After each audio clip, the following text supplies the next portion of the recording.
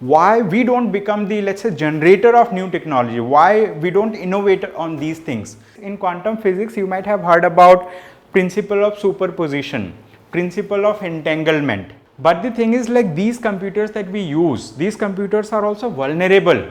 Why they are vulnerable? This is the second topic for the day. We are going to discuss about what is National Quantum Mission and what do we mean by quantum, right? What do we mean by quantum?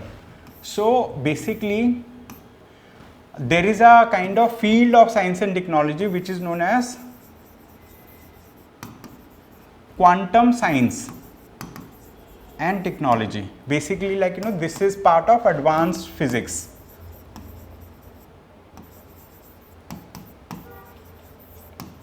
Or we can say quantum physics. All right. It is part of quantum physics, or let me write down quantum physics.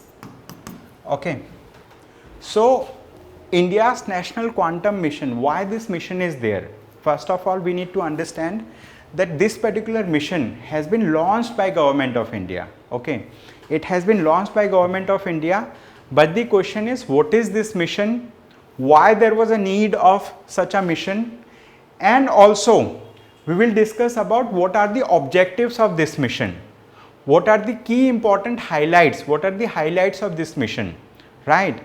And what is the roadmap that we are going to achieve objectives under this particular mission? Okay. Was there any financial layout by the government? Means, like, has government funded anything to, let's say, achieve this particular mission?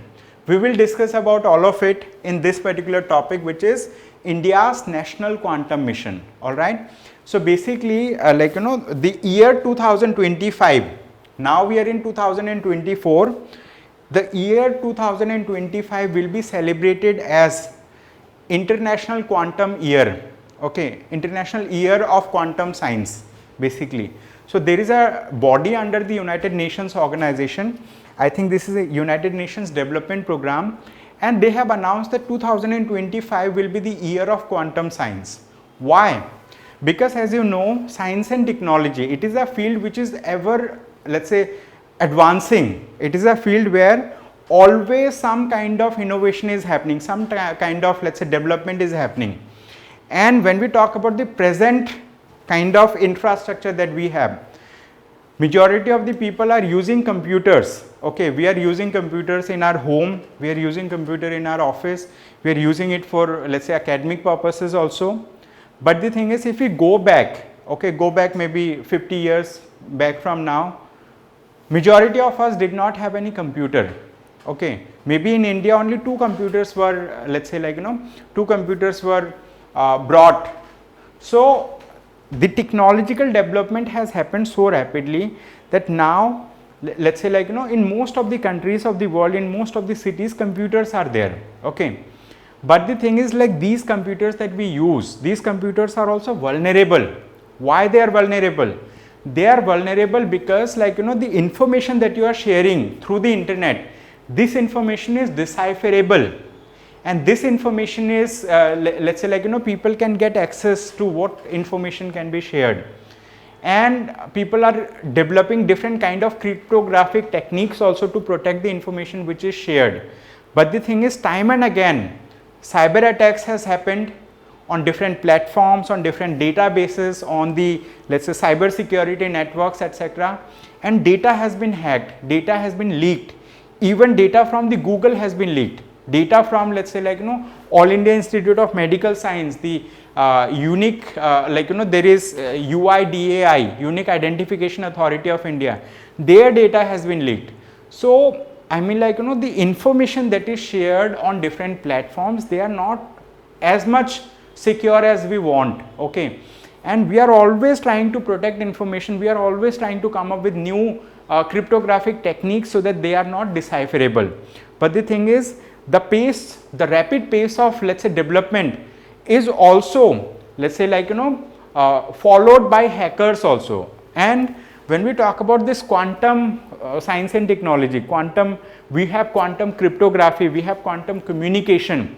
So basically, using this, they are going to build quantum computers. People want to build quantum computers, they want to, let's say, develop channels for quantum communication, so that the data security is at highest level. And this is a field which is emerging as of now. The way that artificial intelligence has been emerging. If we go back just 2-3 years back, we only heard about the name of artificial intelligence, most of us. We did not have any device to see or any application to see how AI works. But now in everybody's hand there is an application which is based on artificial intelligence. It gives you answer the way that you ask. Okay. So artificial intelligence has become a common thing for people because now it is accessible to most of the people. Right. Similarly, when we talk about the quantum physics or quantum science and technology, it is largely theoretical. People are doing research and development in this particular field, but the thing is advancement is happening in this field also rapidly. Okay, advancement is happening.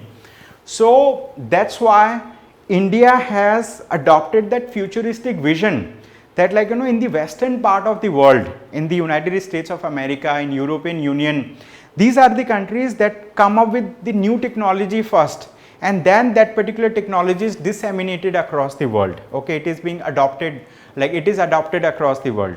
Why we don't become the, let's say, generator of new technology? Why we don't innovate on these things?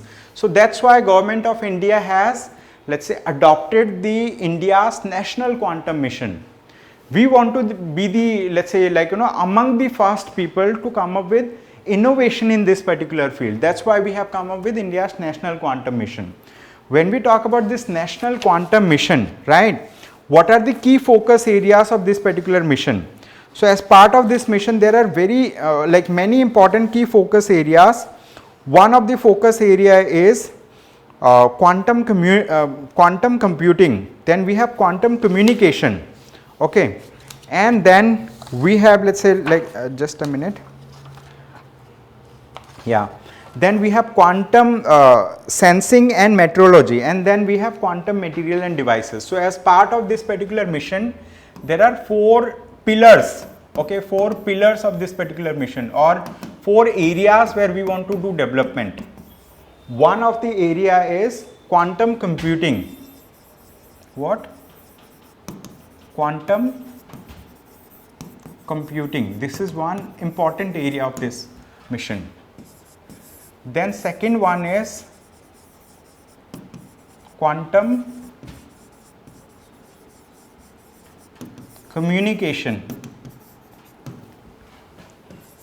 Third area is quantum sensing and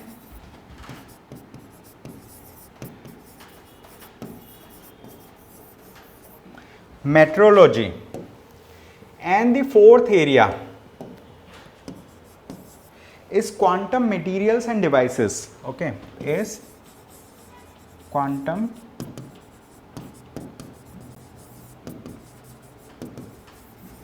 materials and devices. Now let us understand about this. Okay, so through India's national quantum mission, the Government of India has, let's say, given this view, given this vision to all the research and development institutions across the country, to the private sector, to the public sector, and to the NGOs also, non-governmental organizations also, that you can work on the quantum physics, you can work on quantum science to come up with applications related to quantum computing, related to quantum communication, related to quantum sensing and metrology, related to quantum materials and devices, right? And what is quantum computing? You might have heard about bit and qubit.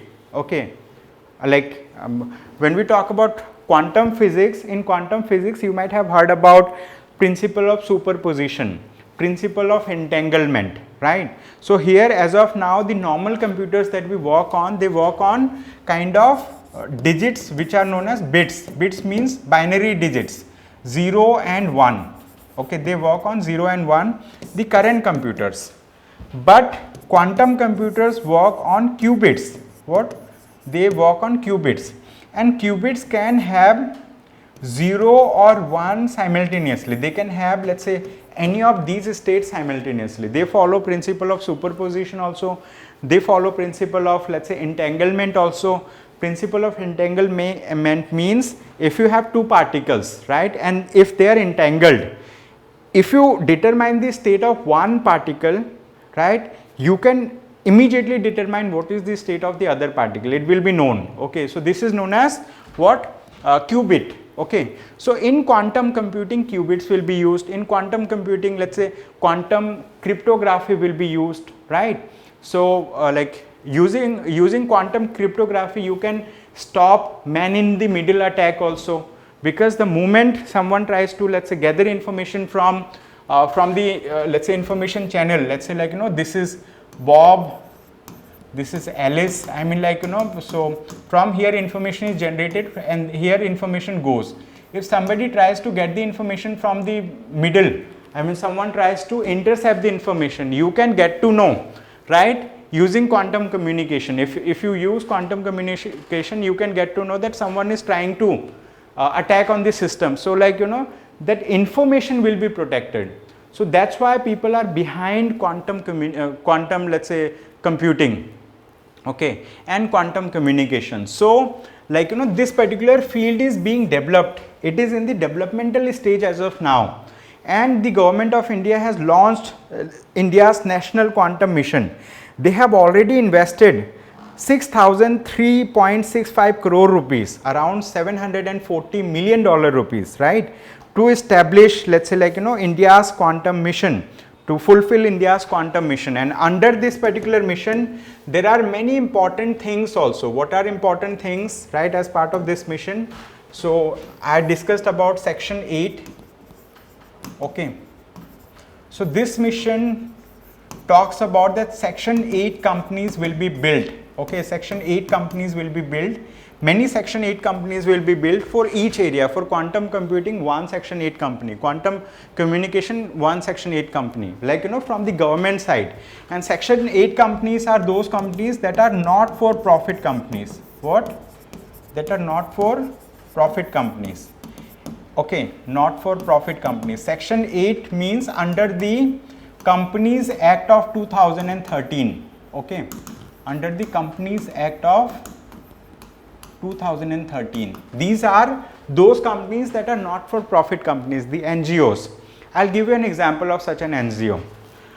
For example, let's say all of us use Bhim application, Bhim, Bharat Interface for Mobile. I mean, like, you know, using that you send money, UPI transaction, whatever app you are using, whether you are using, let's say, Paytm, you are using PhonePe, anything. When you transact the money, right, when you want to send your money to your friend, right, so after you enter the amount, then you click send, then you have to enter, let's say, like, you know, your password. Then it comes to a new application, that is the Bhim application. Basically, like, you know, they are linked with the Bhim application. So that application has been built, right, by NPCI, National Payments Corporation of India Limited, right, NPCIL. So that NPCIL is a section 8 company.